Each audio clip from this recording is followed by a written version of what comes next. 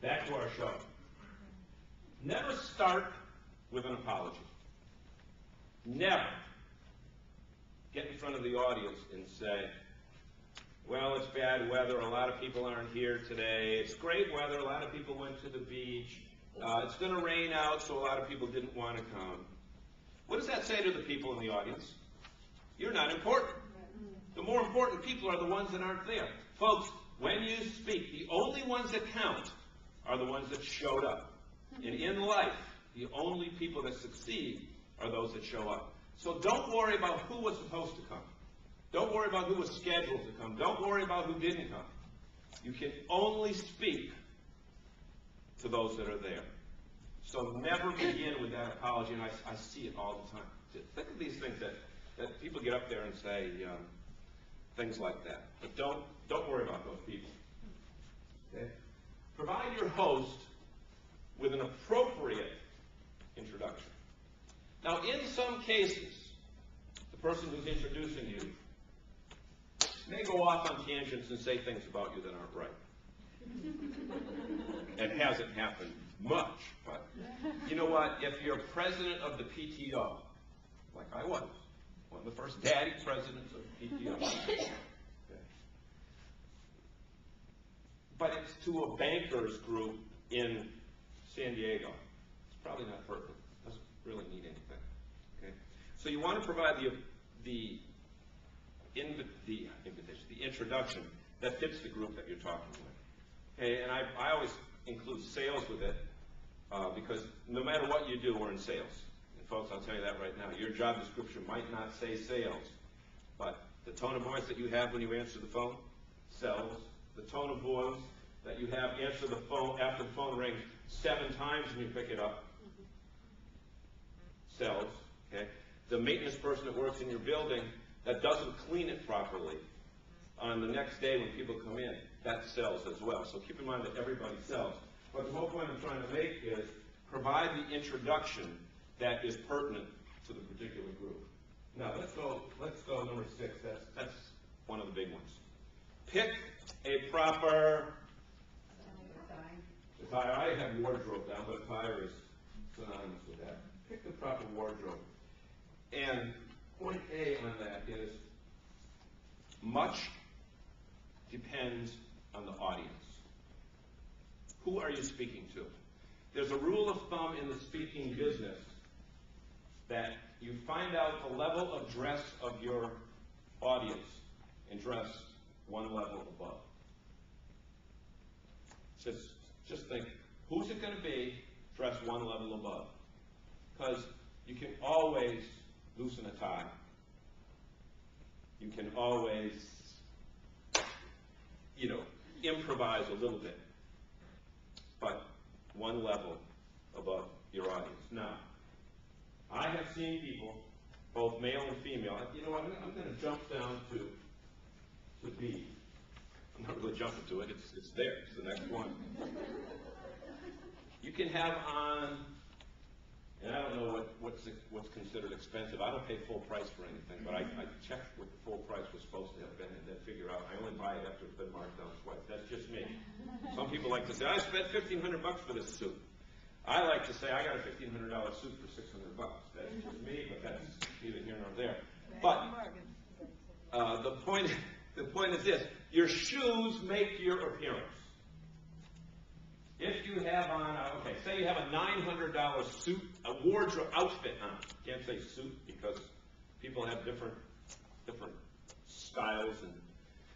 But if you have shoes that are scuffed, okay, or worse than that, and I've seen this, folks, can't believe I've seen it, but they've been around a pet.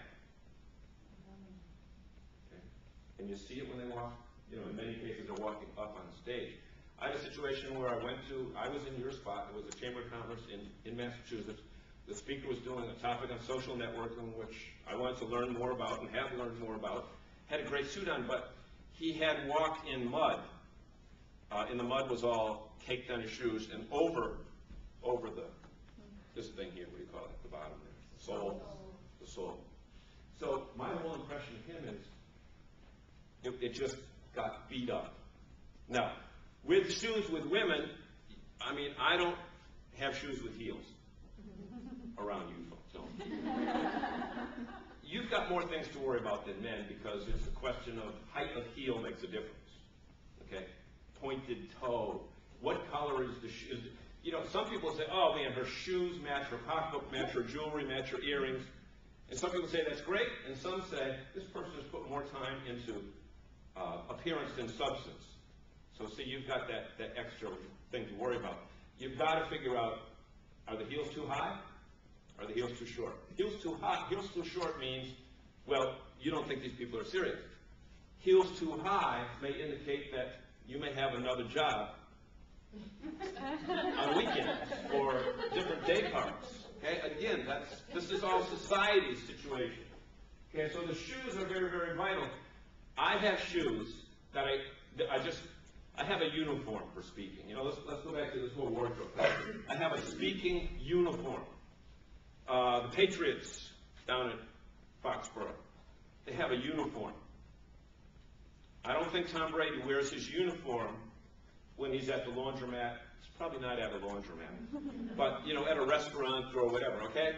So keep in mind that when you speak, this is business, and I only wear clothes. I only speak in these clothes. These shoes I walk from my car to here with, but you know, what is worse? You know, person sitting, and I've seen it happen. Person sitting up on stage waiting to get introduced. Sitting there like this, and what do they got in the bottom of their shoe? A hole in their sole. What does it say? It means, okay, so shoes are important. Open, you know, somebody says, oh, you never wear open toes.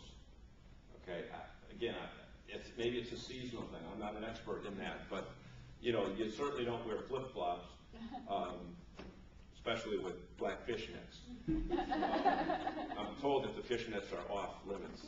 Again, unless it's a specialized convention that you're going to. Okay. The skirt, keep in mind, one other issue that you've got to worry about before you get to the stage is getting up on stage.